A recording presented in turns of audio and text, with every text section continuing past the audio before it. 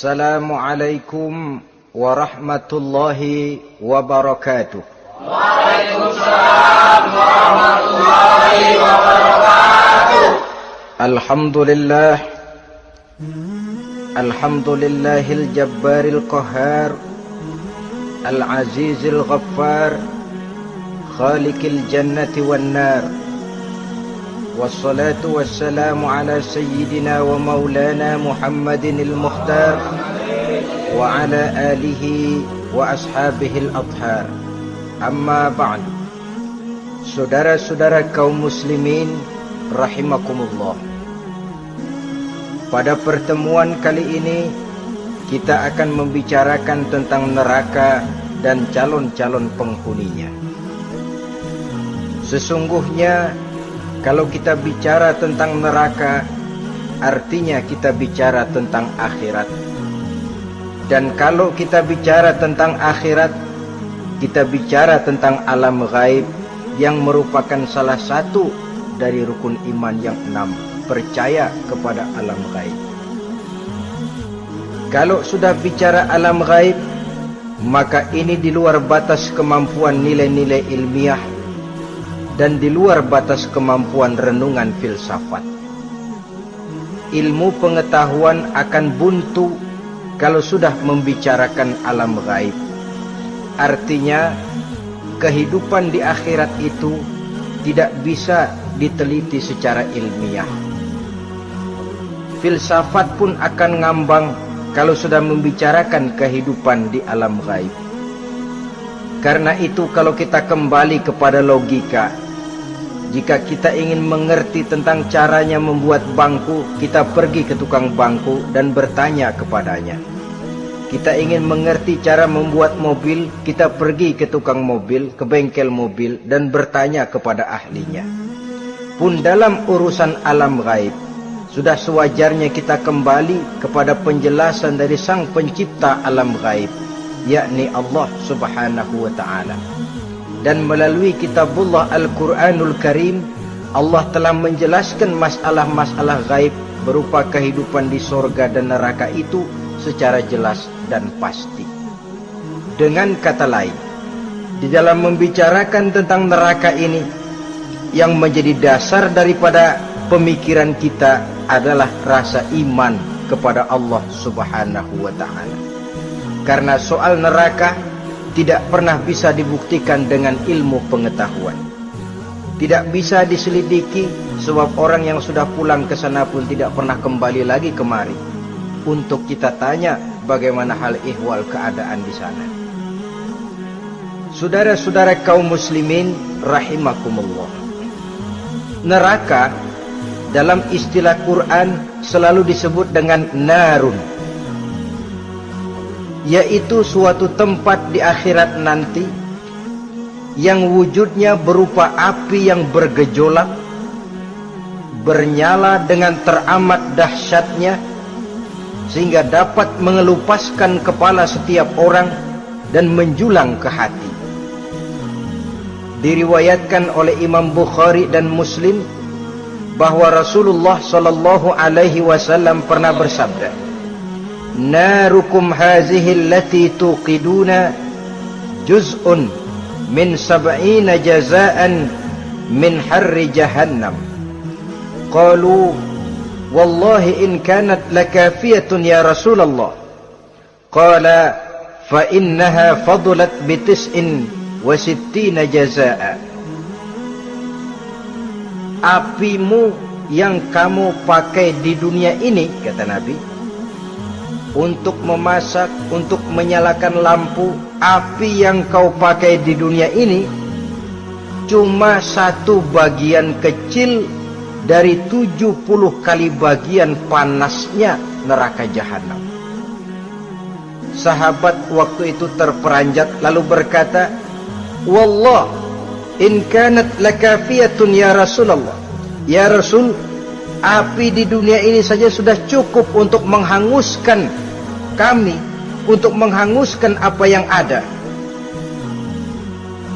Bersabda Rasulullah sallallahu alaihi wasallam, maka sesungguhnya api neraka itu dilebihkan panasnya dengan 69 kali daripada panasnya api di dunia ini. Jadi sepanas-panasnya api yang pernah kita rasakan di dunia ini, maka api di neraka nanti 69 kali lebih panas dari api yang kita rasakan paling panas di dunia. Hadis yang senada dengan penjelasan ini di samping Jawahirul Bukhari, kita bisa menemukannya dalam Mukhtasar Tazkiratul Qurtubi dan Mukhtasar Ibnu Abi Jamrah misalnya. Saudara-saudara kaum muslimin rahimakumullah. Sehingga boleh jadi seringan-ringan azab penduduk neraka di akhirat nanti, kata Nabi, seorang yang di telapak kakinya diletakkan kerikil neraka yang sangat kecil, lalu mendidih otaknya. Itu seringan-ringannya. Di tapak kakinya diletakkan kerikil neraka yang oleh karena panasnya lalu mendidih otaknya. Itu yang paling ringan, gak apa-apa, cuma segitu aja. Di telapak kakinya ditaruh kerikil, otaknya lalu jadi mendidih karena menahan panas.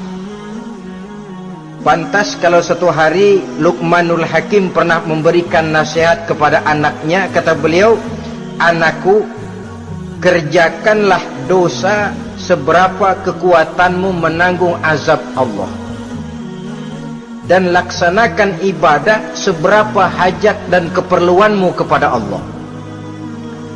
Berapa banyak hajatmu kepada Allah, begitulah kamu harus beribadah. Kalau kamu merasa tidak berhajat dan tidak perlu apa-apa kepada Allah, ya tidak usah ibadah." Logikanya kan begitu.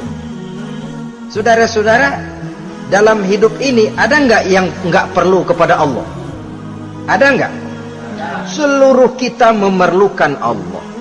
Karena itu Luqman betul dengan bahasa diplomatis, "Anakku, kerjakan ibadah seberapa hajatmu kepada Allah. Makin banyak hajatmu kepada Allah, makin banyak hendaknya kamu melaksanakan ibadah. Tapi kalau kamu sudah merasa bisa hidup tanpa Allah, persilahkan kamu tidak usah ibadah." Sebaliknya, kerjakan dosa seberapa kekuatanmu menanggung azab siksaan Allah. Kalau merasa sudah belajar ilmu kebal, kira-kira di neraka nanti nggak apa-apa, persilahkan kerjakan dosa sebanyak-banyaknya.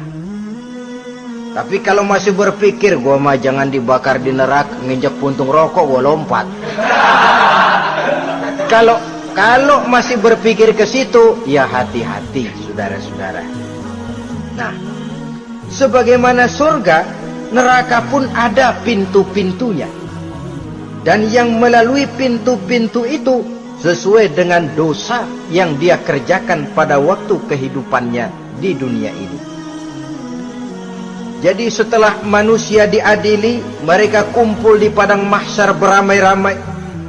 Yang mendapat kitab di tangan kanan, yang selamat dari proses pengadilan, yang sudah nyata lebih banyak kebaikannya daripada kesalahannya, wajah mereka berseri-seri.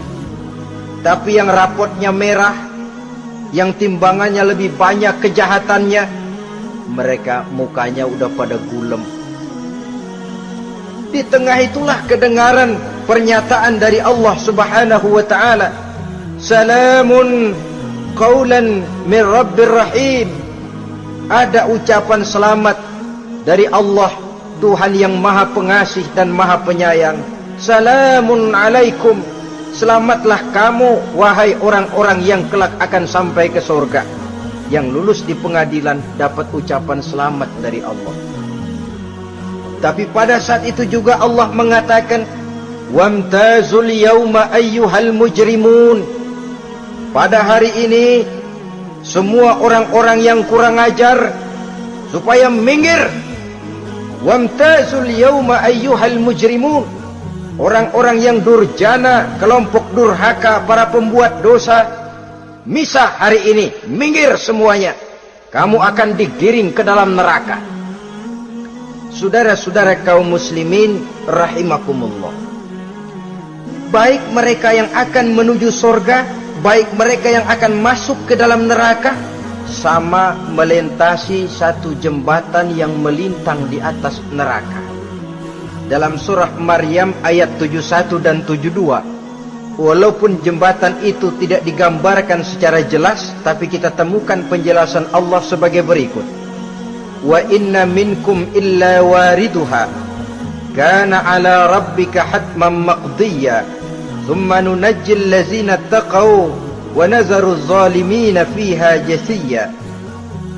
Saudara-saudara, dan tidak ada setiap orang pun kecuali mereka akan melalui api neraka itu.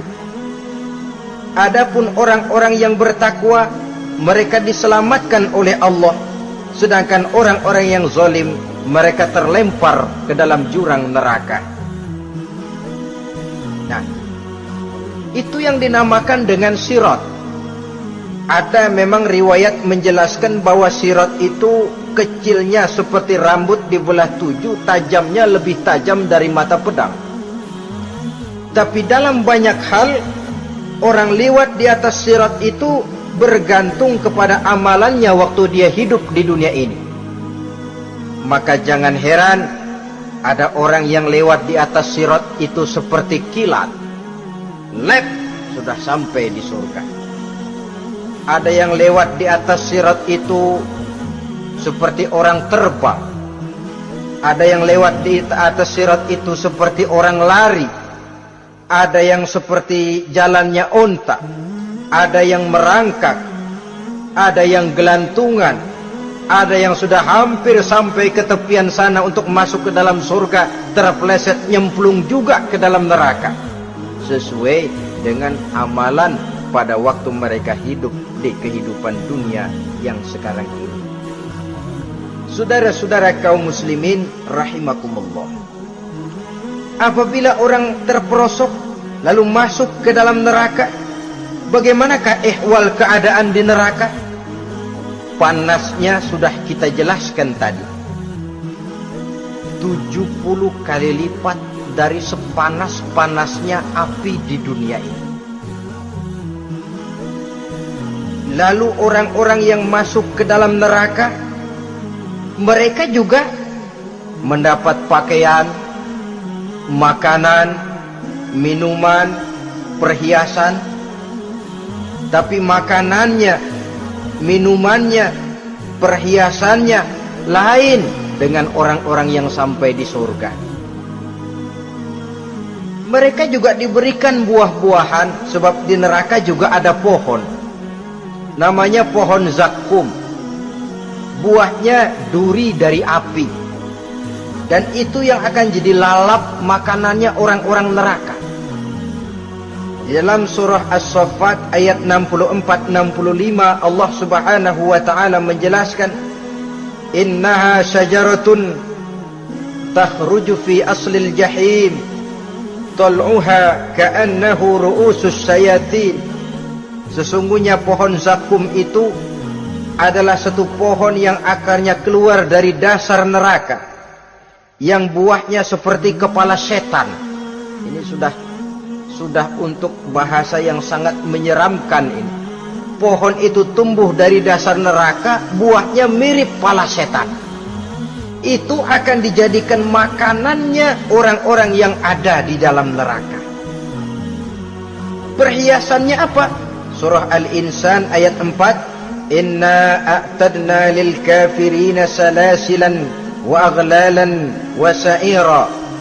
Sesungguhnya kami sediakan bagi orang-orang kafir itu di dalam neraka segala macam rantai, cambuk-cambuk dan belenggu-belenggu neraka, terbuat dari api neraka, siap untuk merantai, membelenggu dan mencambuk mereka.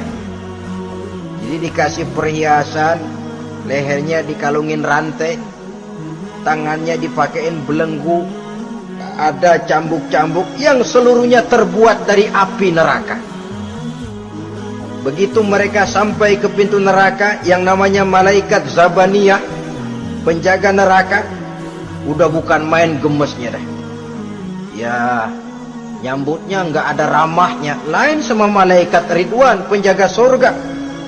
Ramah, murah senyum, Begitu orang mau masuk surga, salamun alaikum tibtum fadkhuluha khalidin. Keselamatan atas kamu, sungguh kamu telah beruntung. Sekaranglah masuk kamu ke dalam surga dan kekalah tinggal selama-lamanya di sana. Ramah, murah senyum, selamat datang, selamat tiba di tempat yang penuh kenikmatan. Mari persilahkan.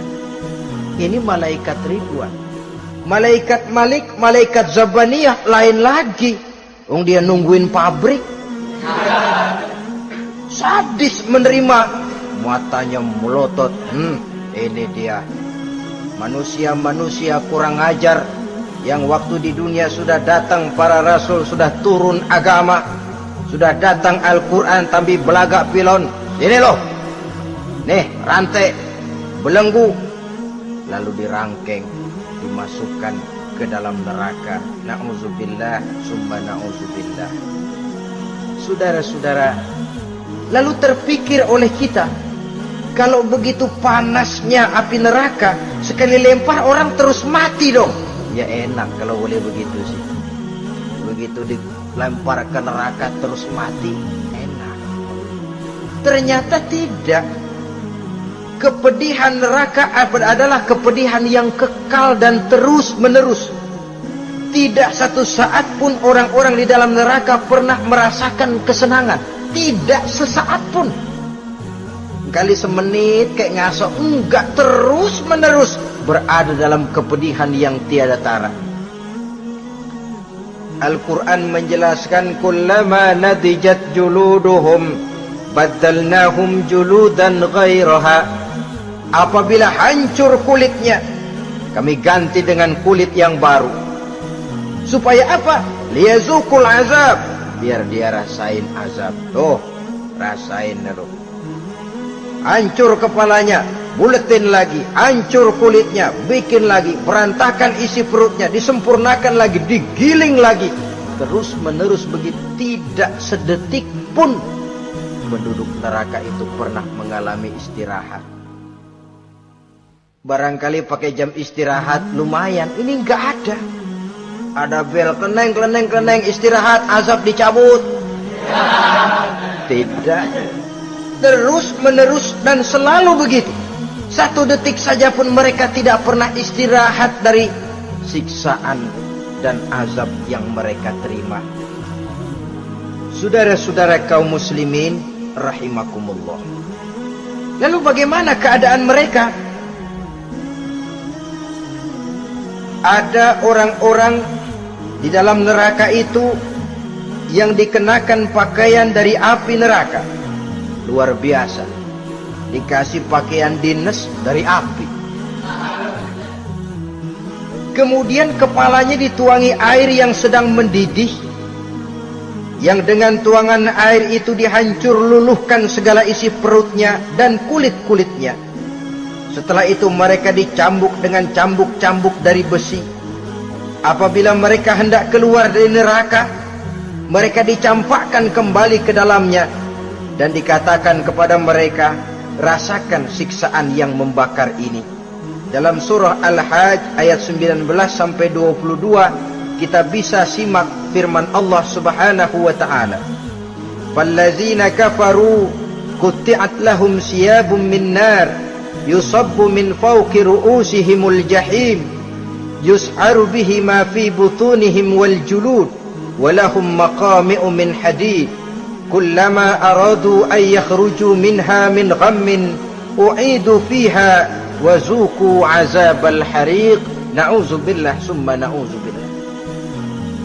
Diberikan pakaian dari api, melolong, menyayat dia, memilukan, merintih dan meraung-raung. Lalu kepalanya diguyuri dengan air yang sangat mendidih.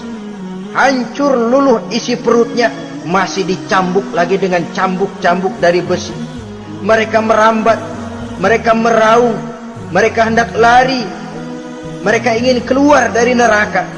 Tapi tiap kali mereka merambat ingin keluar, ditarik lagi. Kalau cara kita, ayo, mau kemana lo? Apa kata malaikat penjaga neraka? Zuku azabal hariq, rasa ini makan pencarian lo waktu di dunia.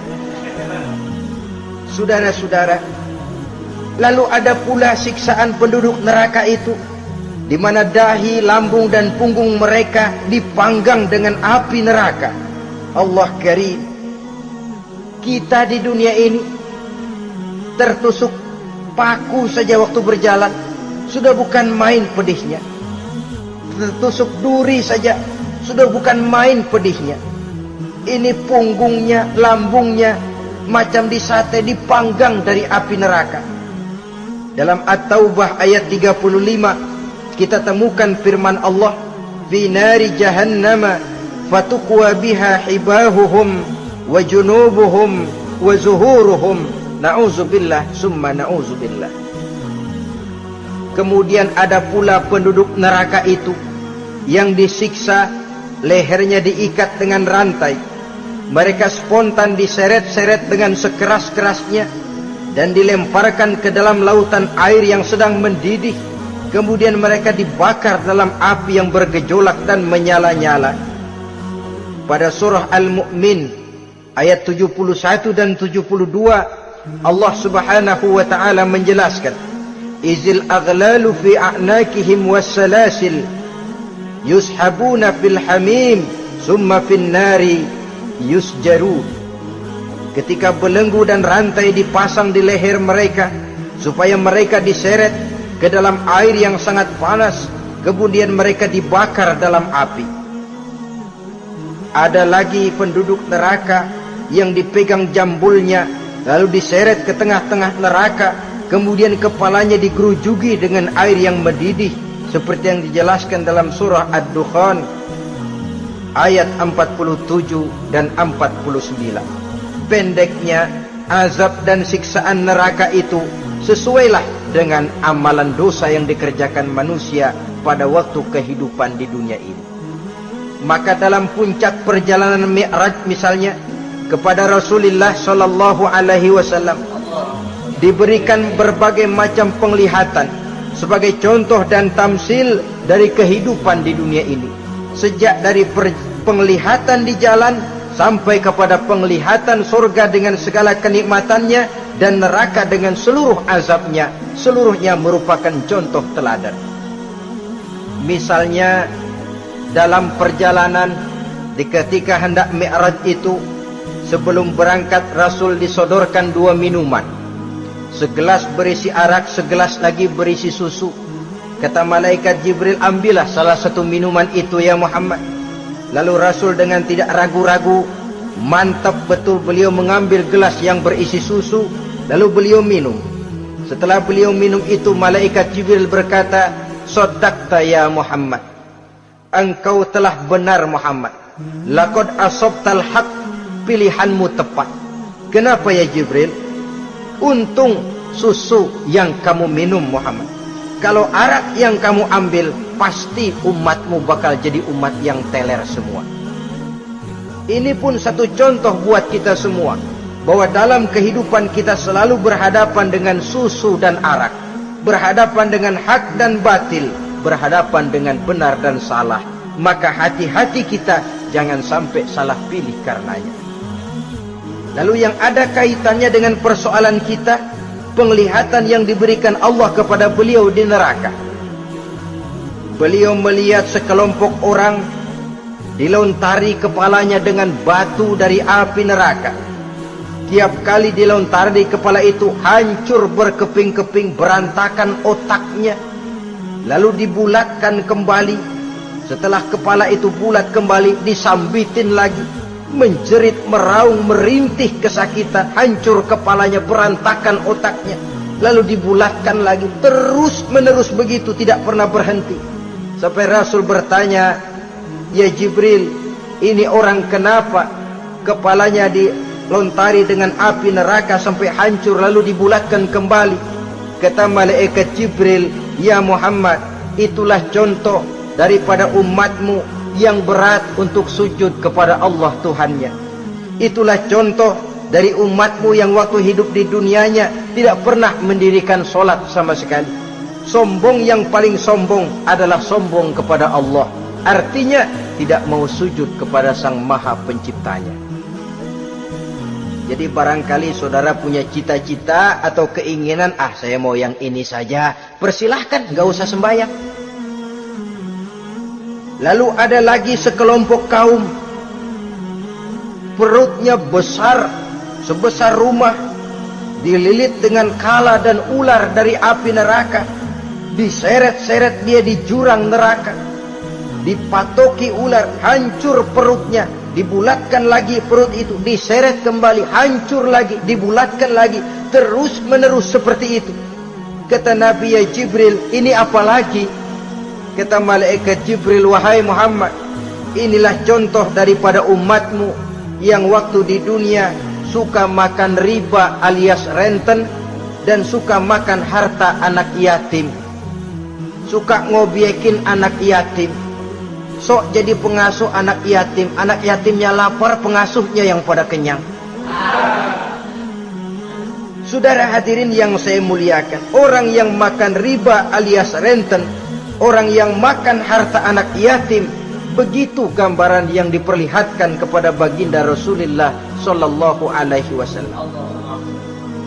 Sebagian lagi ada penduduk neraka yang kukunya terbuat dari tembaga dari api neraka, panjang sangat kukunya itu, lalu mencakar-cakar mukanya sendiri, hancur mukanya berantakan, dicakari oleh kukunya itu, lalu dibulatkan lagi, dicakar lagi, hancur lagi, dibulatkan lagi.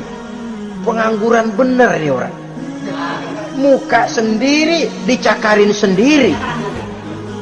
Ya Jibril, ini tamsil apa Jibril?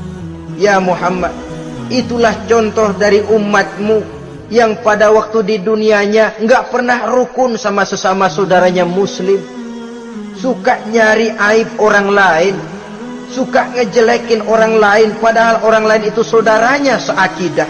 Kan sama dengan nyakar muka sendiri namanya, menepuk air di dulang, terpercik muka sendiri. Kejelekan saudaranya dikorek-korek, aib saudaranya diobral di pasar umum. Orang macam itu nanti tangannya akan tumbuh kuku panjang dari tembaga yang akan mencakar dan mengoyak-ngoyak mukanya sendiri. Itu kita bisa lihat nanti. Oh, ini yang waktu di dunia suka ngorek-ngorek kesalahan orang tuh lagi pada nyakarin mukanya. Saudara-saudara kaum muslimin rahimakumullah. Oleh karena itu Nabi ajarkan kita, tuba liman syaghalahu aibuhu an uyubin nas. Beruntung orang yang aib dan kekurangan pada dirinya menyebabkan dia sibuk sampai enggak sempat ngorek-ngorek aib dan kekurangan orang lain. Introspeksi. Beruntung orang yang celak dirinya menyebabkan dia sibuk dan tidak sempat ngorek-ngorek aib pada diri orang lain. Ada pula di antaranya dilihat oleh Rasul, di antara penduduk neraka itu orang yang lidahnya terjulur memanjang, kemudian dipotong lidah itu dengan gunting dari api neraka, menjerit dan memekik ia menahan sakit yang tiada tara, sampai Rasul bertanya kepada malaikat Jibril, kalau ini tamsil apa lagi ya Jibril? Kata malaikat Jibril, wahai Muhammad, inilah contoh dari umatmu, orang-orang yang waktu di dunia tidak pandai menjaga lidahnya, suka menggunjing orang, suka memfitnah orang, suka ghibah dan namimah, suka ngomongin orang di belakang yang bersangkutan. Maka hari ini lidahnya menjulur menjadi panjang dan dipotong dengan gunting dari api neraka. Lalu Rasul juga melihat sekelompok orang perempuan tergantung rambutnya dari gantungan api neraka,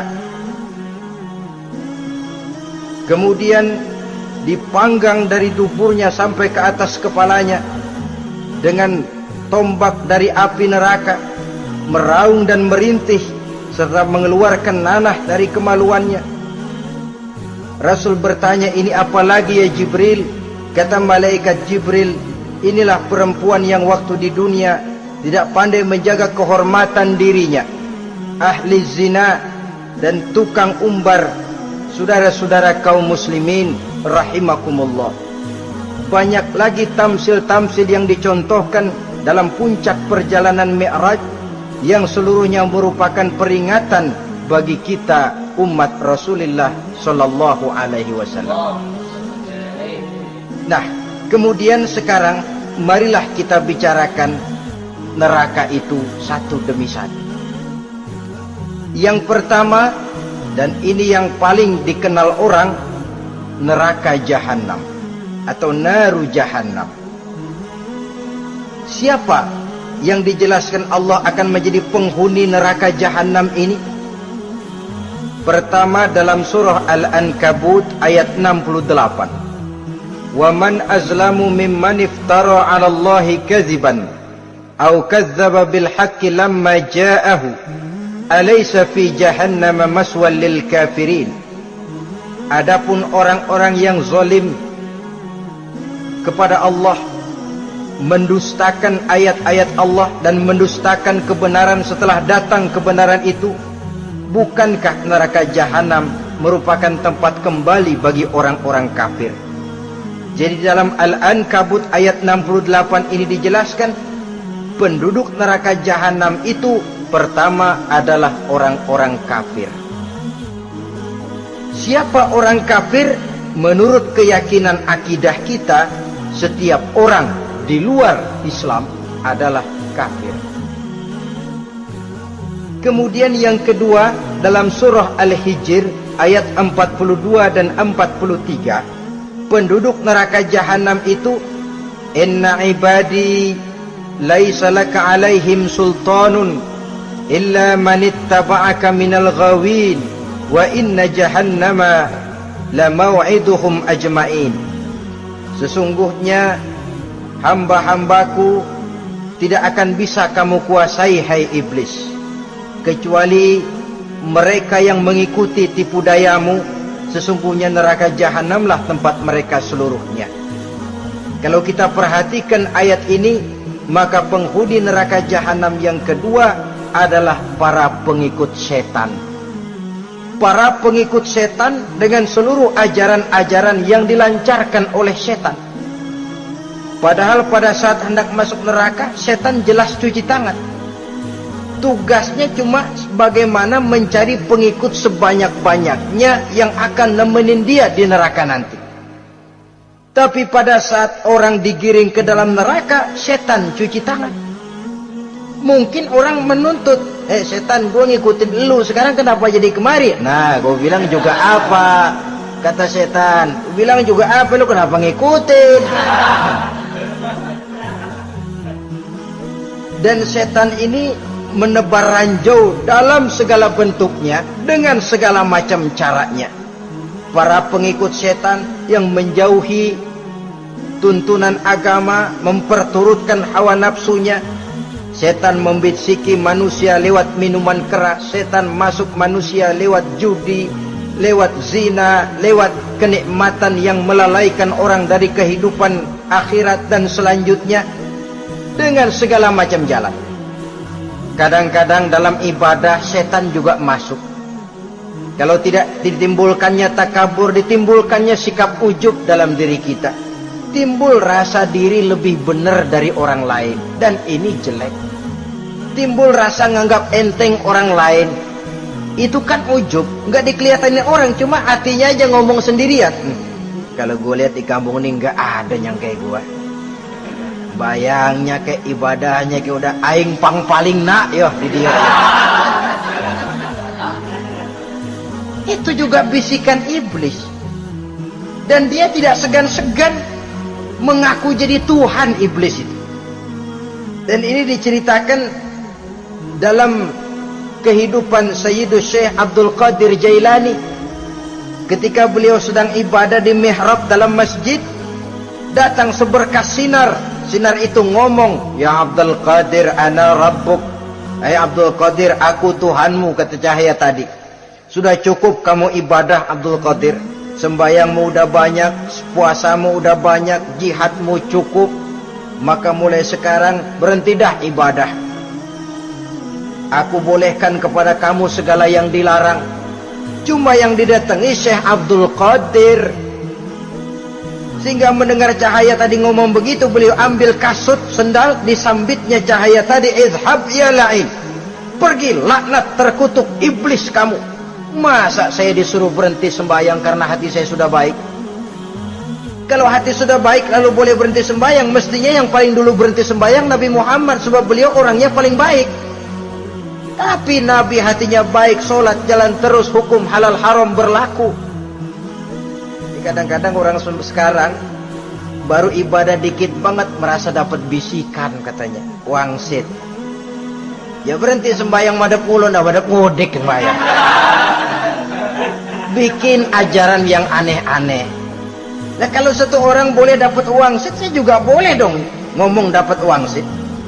Saya juga boleh dong mendirikan aliran kepercayaan. Saya ngilang dulu dari kampung saya kira-kira 3 tahun. Saya nyepi di kaki Gunung Salak, pulang piara jenggot, pakai belangkon. Di depan nama saya pakai embel-embel mbah. Saya ngaku dapat wangsit di Gunung Ano, mewahyukan kepada saya ano. Saya cari murid yang fanatik.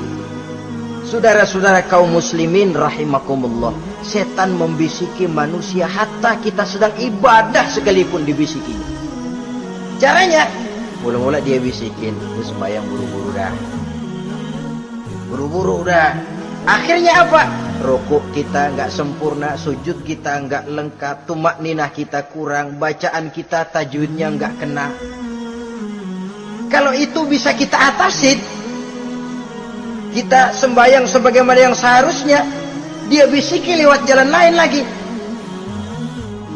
Suruh aja yang pendek-pendek aja dah. Atau habis sembahyang udah sigrah, udah jangan pakai wirid, jangan pakai zikir. Dengan segala macam jalan dibisikinya was-was ke dalam diri kita. Sehingga ada satu riwayat walaupun dhaif, tapi ini baik untuk dijadikan pelajaran. Konon iblis itu kalau subuh keliling dia, bawa kulit kambing, jarum, sama tepung. Ditanya orang, iblis ini buat apa? Oh, kulit kambing. Gunanya tahu nggak? Kalau begitu subuh, sudah muazin bilang, as-salatu khairum minan naum. Salat lebih baik daripada tidur. Maka ini kulit kambing mulai aku hamparkan buat hamba-hamba Muhammad. Jadi begitu dengar azan, cuma udah bikin anget udah tidur. Kenapa? Kulit kambing belis masuk. Saudara-saudara, lalu kata orang tadi lagi, lah kalau tepung buat apa itu? Oh, tepung itu kalau umat Muhammad mau baca Quran, baca kitab, mutolaah, gua aurin tepung matanya biar dia sepet. Makanya kalau sudah ngaji, baca Quran, bawaannya udah ngantuk aja ngantuk. Oh begitu, iya. Nah kalau duri paku itu buat apa? Nah ini duri paku. Kalau umat Muhammad mau hadir di majelis taklim, mau pergi ngaji, mau duduk iktikaf di masjid, gua pasangin paku di pantatnya. Jadi kalau sudah duduk di masjid, kelasat, kelesek. Hadir di majelis taklim, kelasat, kelesek. Bawaannya mau udahan melulu. Itu duri-duri dan paku-paku yang memang ditebarkan oleh iblis. Saudara-saudara kaum muslimin rahimakumullah, jadi para pengikut setan dengan segala macam perangkapnya ini pun, ya perangkap setan itu ya dunia. Dunia itu ya isinya harta, tahta, wanita. Kan perangkap dunia itu. Harta, tahta, wanita, ini sering bikin orang buta. Perangkap dunia dan merupakan perangkap setan sekaligus. Nah, yang ketiga, penghuni neraka jahanam adalah para pembuat dosa, orang-orang yang durhaka. Dalam Toha ayat 74 Allah menjelaskan, innahu may ya'ti rabbahu mujriman fa inna lahu jahannam. Sesungguhnya orang-orang yang datang menghadap Allah dengan berlumuran dosa, maka sesungguhnya bagi mereka adalah neraka jahanam. Dan yang keempat, penghuni neraka jahanam orang yang kufur nikmat. Tidak cuma kufur iman, tapi kufur nikmat bisa menyebabkan orang masuk neraka jahanam. belum pernah merasakan dalam hidupnya bahwa Allah memberikan nikmat kepadanya, bagaimanapun besar karunia dan nikmat itu. Dalam surah Ibrahim ayat 28-29 Allah menjelaskan, alam tara ilal ladzina baddalu ni'matallahi kufran wa ahallu qaumahum darul bawar jahannama yaslaunaha wa bi'sal qarar. Tidaklah engkau perhatikan, tidaklah kau lihat orang-orang yang mengganti, menukar nikmat Tuhannya dengan kekufuran. Diberikan nikmat berupa Islam, digantinya dengan kekufuran. Dia tidak tahan kesengsaraan dunia lalu memilih kesengsaraan akhirat. Padahal kesengsaraan akhirat lebih abadi dari kesengsaraan dunia. Ada orang yang gak tahan miskin dunia, lalu menjatuhkan pilihan lebih memilih miskin akhirat. Ya Allah, keliru besar. Karena nggak tahan hidup miskin di dunia, ada yang nawarin ngasih super mie 3 bungkus, iman telap. Ada yang ngasih beras, pindah agama. Ada yang bawain pakaian bekas, tukar akidah, pindah iman. Innalillah. Ditukar kemiskinan dunia dengan kemiskinan akhirat. Padahal kemiskinan dunia berapa tahun? Setahun umur manusia. Sepanjang-panjang umur orang sekarang kan. 100 tahun udah jarang umur orang sekarang. 70 aja udah cakep. Sebenarnya kalau 70 tuh ada jatah lebih tuh, 7 tahun. Kalau ikut Nabi 63 tahun kan, Nabi wafat. Kalau kita sudah umur 70 tuh ada jatah ekstra 7 tahun. Oh ya, dimanfaatkan baik-baik mestinya. Taruhlah kemiskinan dunia, bagaimanapun melaratnya dunia, bagaimanapun sengsaranya dunia, cuma sebatas umur kita. Tapi kalau nikmat Islam ini harus kita tukar dengan yang lain. Baddalu ni'matallahi kufran, menukar, mengganti nikmat yang diberikan Allah dengan kekufuran. Artinya kita menukar kemiskinan sementara dan kita memilih kesengsaraan dan kemiskinan abadi. Di akhirat kita miskin, di neraka kita miskin, miskin abadi. Di neraka kita sengsara, sengsara abadi. Saudara-saudara kaum muslimin rahimakumullah, itu neraka jahanam. Yang kedua dinamakan neraka jahim. Siapa mereka ini para penghuninya? Siapa mereka ini para penghuninya? Pertama dalam surah At-Takasur, yaitu orang-orang yang bermegah-megah dengan dunia, menumpuk-numpuk harta, lalu lupa dengan kesibukan harta itu, lupa kepada kehidupan yang akhirat nanti. Alhaakumut takasur hatta zurtumul maqabir kalla sawfa ta'lamun thumma kalla sawfa ta'lamun kalla law ta'lamuna ilmal yaqin latarawunnal jahim. Kamu telah lalai akibat apa? At-takasur. Ini penyakit pertama yang menyebabkan orang sampai ke neraka jahim. Penyakit takasur. Dan itu penyakit zaman sekarang. Berlomba-lomba dengan kemegahan materi, berlomba-lomba dengan kemegahan dunia. Padahal kalau urusan itu kita berlomba, tidak akan pernah sampai finish. Percayalah itu, tidak akan pernah finish. Sebab kemegahan dunia siklus, lingkaran setan. Kita anggap kalau punya duit 1 juta tenang, punya 1 juta berubah pikiran, lain lagi. Kita anggap kalau punya mobil enak, sudah punya mobil, lain lagi problemnya.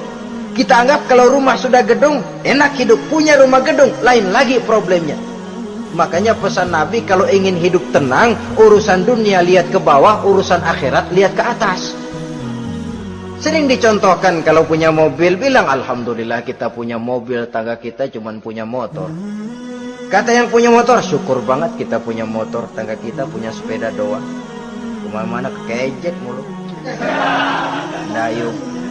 Kata yang punya sepeda, alhamdulillah kita punya sepeda, tetangga kita cuma jalan kaki, kemana-mana ngetuk mulu. Kata yang jalan kaki, alhamdulillah masih bisa jalan, tangga kita sebelah lumpuh bertahun-tahun gak kemana-mana. Kata yang lumpuh, alhamdulillah masih hidup, tangga kita kemarin mati gak balik lagi. Itu dalam urusan dunia. Sehingga sifat takasur ini hilang. Tapi urusan akhirat, lihat ke atas. Kalau dia begitu sibuknya bisa jaga sholat, kenapa saya tidak? Kalau dia hidupnya sederhana, rajin sedekah, kenapa saya yang lebih kok enggak sanggup? Kalau dia bisa baca Quran, kenapa saya enggak? Lalu timbul gairah ingin mencontoh orang dalam urusan ibadah, menimbulkan ketenangan jiwa. Dan itu ada garis finishnya. Tapi kalau yang lumpuh lihat yang bisa jalan lihat yang naik sepeda, yang sepeda lihat motor, sudah punya motor lihat mobil, lihat pesawat terbang, lihat kereta api. Kapanlah awak nih mau bersyukur? Yang ada kurang saja, padahal nikmat itu tidak pernah berhenti. Bukan dilarang orang kaya, tetapi perlombaan memperkaya diri itu yang dilarang. Karena kalau sudah perlombaan namanya jor-joran sifatnya. Prinsipnya tujuan menghalalkan cara ini yang dijaga oleh agama. Saudara-saudara, selain penyakit takasur yang menyebabkan orang sampai ke neraka jahim, juga perbuatan durjana. Dalam Al-Infitor ayat 13-14, innal abrara lafi na'im wa innal fujjara lafi jahim. Orang-orang yang berbakti, berbuat kebajikan, mereka akan mendapatkan neraka surga naim. Tetapi orang-orang yang fujar, durjana, kurang ajar, durhaka, lafi jahim, mereka akan mendapatkan neraka jahim. Lalu siapa lagi penghuni jahim itu? Orang-orang yang menentang dan menantang ayat-ayat Allah. Wallazina sa'au fi ayatina mu'ajizin ulaika ashabul jahim. Dan orang-orang yang berusaha menantang ayat-ayat Allah sehingga melemahkan orang-orang yang mau mengikuti rasul-rasul Allah, menantang ayat Allah dan membuat lemah orang yang mengikuti rasul, melemahkan semangat orang yang mau mengikuti khitah dan perjalanan rasul. Kamu bangun masjid, iya berabeh berat, jangan. Jangan aja kapok. Majelis taklim pahit, ngaji berat, melemahkan ini. Sudah dia rusak, merusak lagi. Kalau rusak kan cuma sendirian. Ini tidak, sudah rusak, merusak. Mu'ajizin, melemahkan orang-orang yang mau mengikuti ayat-ayat Allah. Dan itu tidak jarang zaman sekarang ini. Orang yang melemahkan semangat kita dalam berjuang menegakkan kebenaran. Kita yakin Islam agama yang benar, kita yakin Islam agama yang sempurna. Ada saja orang yang melemahkan semangat kita, yang berteori bahwa ada ayat-ayat Quran yang tidak relevan lagi dengan situasi dan kondisi, yang berteori bahwa Nabi Muhammad cuma sebagai manusia biasa yang tidak terlepas kemungkinan dari salah. Pendeknya melemahkan nilai-nilai semangat kita untuk memperjuangkan Islam ini. Ini pun termasuk mu'ajizin. Mereka akan menemukan nanti di akhirat kapling di dalam neraka yang dinamakan neraka jahim. Na'udzubillah summa na'udzubillah. Yang ketiga, saudara-saudara, di antara nama neraka itu adalah neraka hawiyah. Siapa penghuni neraka hawiyah ini? Dalam surah Al-Qari'ah ayat 8-11 dijelaskan secara simpel, wa amma man khaffat mawazinuhu fa ummuhu hawiyah. Adapun orang-orang yang ringan timbangan kebaikannya, maka tempatnya adalah neraka hawiyah. Artinya orang ini lebih berat timbangan kejahatannya, sedikit kebaikannya, sehingga jadi ringan di timbangan akhirat nanti. Sholat, puasa, zakat, tapi dosa yang dikerjakan masih lebih banyak ketimbang kebaikan yang dikerjakannya itu. Maka orang semacam ini apabila tidak mendapat syafaat, maka dia akan masuk ke dalam neraka yang namanya neraka hawiyah. Lalu yang keempat, neraka wail. Dalam surah Al-Ma'un ayat 1-7, garis besarnya yang mendapat neraka wail adalah para pendusta agama. Siapa sih pendusta agama itu? Ara'aita allazi yukazzibu biddin? Tidakkah kamu lihat siapa orang-orang yang mendustakan agama? Mendustakan agama, beragama tapi bohong, sholatnya bohong, hajinya bohong, puasanya bohong, mendustakan agama. Siapa mereka? Fazalikal ladzi yad'ul yatim. Pertama, orang yang suka menghardik anak yatim. Anak yatim yang lemah, anak yatim yang tidak berdaya, yang hidup dipayungi kemiskinan dan kekurangan, bukan ditolongnya, malah dihardiknya. Jangan lupa, saudara yang sudah 2-3 kali pergi ke Makkah, saudara yang khusyuk dalam sujudnya, saudara yang mantap dalam puasanya, mungkin saja bisa terhalang masuk ke dalam surga, karena di samping rumah saudara ada anak yatim merintih menahan lapar dan haus. Saudara tahu, saudara mampu, tapi saudara diam saja, tidak mau mengulurkan tangan. Mungkin itu yang akan mengganjal saudara untuk masuk ke dalam surga. Wala yahuddu ala tu'amil miskin. Mereka membiarkan fakir miskin, tidak memberikan makan. Kemudian fawailul lil musallin. Mereka juga melalaikan solat. Allazina hum an solatihim sahun. Allazina hum yura'un. Mereka juga riak di dalam amalnya. Saudara hadirin kaum muslimin rahimakumullah, melalaikan solat, kemudian riak dengan amalnya, termasuk amalan solatnya. Kalau jadi imam, bahasanya dibuat sepasih-pasihnya, surahnya yang panjang-panjang, paling pendek sabbihis sama wadduha. Tapi kalau solat sendirian cukup kul huwallahu ahad sama inna a'toinakal kautsar. Hilang lagi nilai keikhlasannya. Dan terakhir, mereka enggan untuk membayar zakat. Yang memenuhi ciri-ciri inilah yang dikatakan sebagai pendusta agama. Menghardik yatim, membiarkan fakir miskin, melalaikan solat, riya, dan enggan membayar zakat. Mereka divonis mendapat neraka wail, seperti dalam surah Al-Ma'un ayat 1 sampai dengan 7. Saudara-saudara kaum muslimin rahimakumullah. Yang kelima, neraka sa'ir. Neraka sa'ir ini pertama buat mereka yang memakan harta yatim. Kalau tadi tidak mau membantu, ini malah membantu tapi tujuannya malah ngobyekin anak yatim. Mereka yang memakan harta yatim, dalam An-Nisa ayat 10, innal ladzina ya'kuluna amwalal yatama zulman innama ya'kuluna fi butunihim nara wa sayaslawna sa'ira. Sesungguhnya orang-orang yang memakan harta anak-anak yatim dengan zalim, mereka sebenarnya telah memakan neraka, memasukkan api neraka ke dalam perutnya. Mereka akan dilontarkan ke neraka sa'ir. Selain itu, orang-orang yang mengingkari apa yang diturunkan oleh Allah Subhanahu wa ta'ala, mengingkari kebenaran Quran, mengingkari Rasul, pendeknya mengingkari Islam, dijelaskan dalam surah Luqman ayat 21. Yang keenam, saudara-saudara, yang dinamakan dengan neraka laza namanya. Pertama, untuk pembangkang dan orang yang menjauhi agama. Yang kedua, orang yang berpaling dari kebenaran. Dan yang ketiga, orang yang suka menumpuk-numpuk harta dan menyimpannya, tidak mau membayar zakat, infak, apalagi sedekah.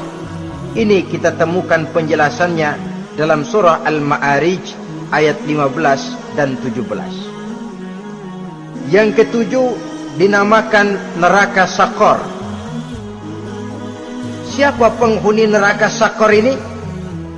Pertama, orang yang tidak pernah sholat. Yang kedua, tidak pernah memberi makan orang-orang miskin. Yang ketiga, ahli membicarakan yang batil. Strategis betul dia, ulung kalau sudah mengatur kebatilan. Kemudian yang keempat, orang yang mendustakan hari akhir. Dalam surah Al-Muddatsir ayat 42 sampai 47, kepada penduduk neraka Saqar ditanya, "Ma salakakum fis Saqar?" Apa yang menyebabkan kamu masuk ke dalam neraka Saqar? Qalu lam naku minal musallin wa la naku nut'imal masakin wa kunna nakhudu ma'al khaidin wa kunna nukazzibu yaumaddin. Mereka menjawab, kami di dunia tidak pernah sholat, tidak pernah memberi makan fakir dan miskin. Kami selalu berkumpul dengan orang-orang yang batil dan membicarakan kebatilan, dan kami mendustakan adanya hari akhir. Yang kedelapan, yang terakhir adalah neraka Khutamah. Ini diperuntukkan bagi para pengumpat, pencela, para penghina orang lain, mencari aib saudaranya, kemudian juga mereka menumpuk, menghitung-hitung harta, lalu kikir dan bakhil dengan hartanya itu. Dalam surah Al-Hujurat ayat 11-12, kemudian surah Al-Humazah ayat 1 sampai dengan 7, kita temukan penjelasan itu. Pada akhirnya saudara-saudara, kalau penduduk surga mereka kekal di dalamnya, maka penduduk neraka ini ada dua macam. Ada penduduk musiman, ada penduduk permanen. Kalau yang namanya penduduk permanen itu sudah punya paspor KTP. Memang penduduk permanen itu mereka yang kekal selama-lamanya di dalam neraka. Mereka lah orang-orang musyrik dan orang-orang kafir, termasuk orang-orang munafik. Bahkan lebih dahsyat lagi yang namanya munafik.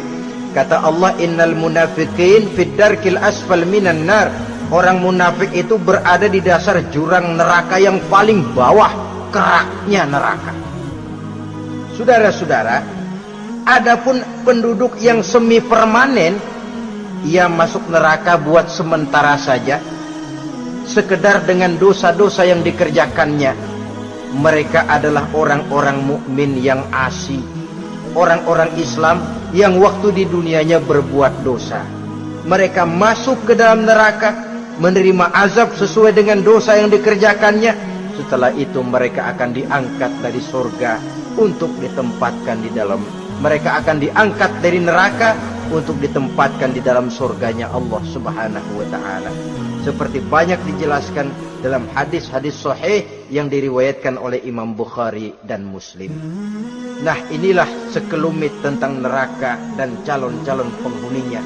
Mudah-mudahan Allah jauhkan kita, Allah jauhkan anak cucu kita, Allah jauhkan seluruh keluarga kita dari neraka dan dari azab neraka. Terima kasih dan mohon maaf. Wassalamualaikum warahmatullahi wabarakatuh. Waalaikumsalam warahmatullahi wabarakatuh.